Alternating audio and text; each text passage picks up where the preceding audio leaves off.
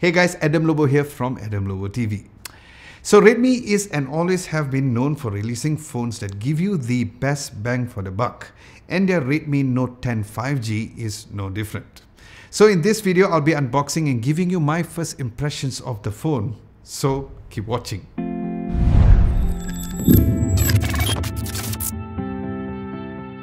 Now taking a look at the box, there's the Mi logo on the top right, the visuals of the phone right in the middle, and the Redmi Note 10 5G branding at the bottom. Then on the bottom of the box, you'll find the specs of the variant that you've picked and the color option choice as well.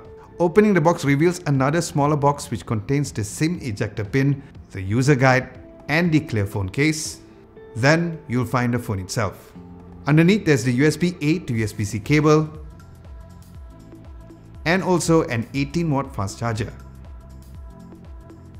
Now looking at the phone's build, it comes with a full plastic shell with a matte finish at the back. Now the matte finish is a nice touch as it makes the phone look more premium and makes it not look too much like a cheap plastic phone, so that was nice. Now I also found that certain hollow spots near the camera area of the phone, which if you press in slightly, you can kind of feel that, but it's nothing too alarming. But the phone is also rather light, which makes it easier to hold. Then the graphite color that I have is rather a muted color, which makes it not stand out too much, which I kind of like, but that is down to a personal preference. So yes, overall for my first impressions, the phone did not feel very cheap and it does give off a slightly premium look. Now looking at the phone spots and buttons, over on the right you have the volume rocker, and below that you have the concave power button which doubles up as a fingerprint sensor. Then on top you have the very rare 3.5mm headphones jack, and next to it you have the staple IR blaster that comes with Xiaomi and Redmi devices, and of course the secondary microphone.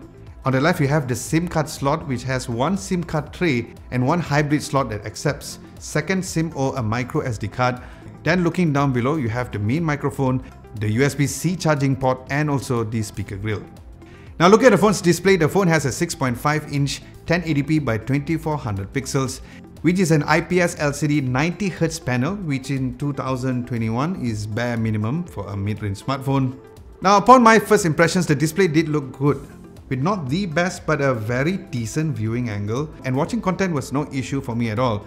And the hole punch camera does seem to be a bit bigger compared to any other smartphone that I've recently reviewed, but you will get used to it and it did not affect the overall experience.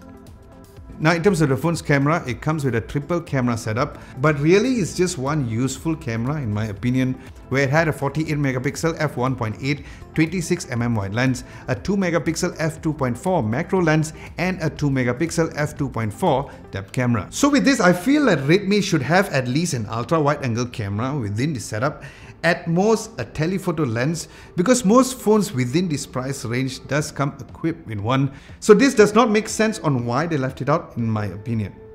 Then the front facing camera is an 8MP f2.0 aperture lens. Now looking at the rear camera shots, for my first impressions, it was quite decent at good lighting, but I haven't been able to fully test them out yet, so stay tuned for my full review. Now as for the phone's video, the rear camera records up to 1080p up to 30 frames per second, while the front-facing camera shoots up to 1080p up to 30 frames per second, and pictures of the front camera also look decent, but I will need to test it out more before giving you my final thoughts. Now looking at the phone specs, it comes with a MediaTek MT6833 Dimensity 700 5G chipset, which is a chipset built on the 7nm process. Now in terms of a comparison between the Snapdragon processors, this chipset is equivalent to the Snapdragon 600 series, just so you guys know, and it also comes equipped with the Mali G57 MC2 GPU. Now as for the name suggests, it does have support for 5G, so that ensures a future-proof device, which is a nice touch in my opinion. And the chipset is also rather power efficient, so coupled with that and also a 1080p display, it will preserve the battery life. Then in terms of the battery life, the phone comes at 5000 mAh of battery, which was a surprise because the phone does feel rather light. Then the phone charges up to 18 watts, which is not the fastest but expected for a mid-range device.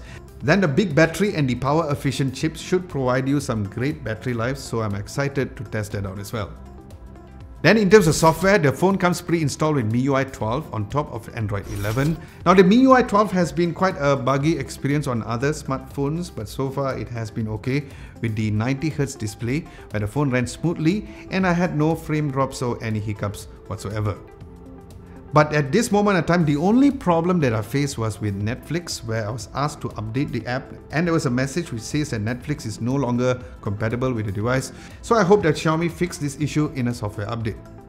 Now, as for the phone's price here in Malaysia, as of making of this video, I did not get the official price here in Malaysia, but I'll leave a link down below and also a pinned comment down below for you guys to see the official price as soon as I release this video. So guys, with this, do let me know what exactly that you would like to know specifically about the Redmi Note 10 5G at the comment section below. Either I'll reply to your comments directly down there, or I might do a full video review based on your requests as well. Aside from that, thank you so much for watching. Hope you guys enjoyed this quick first impressions video. My name is Adam Lobo and I'll catch you guys in my next video.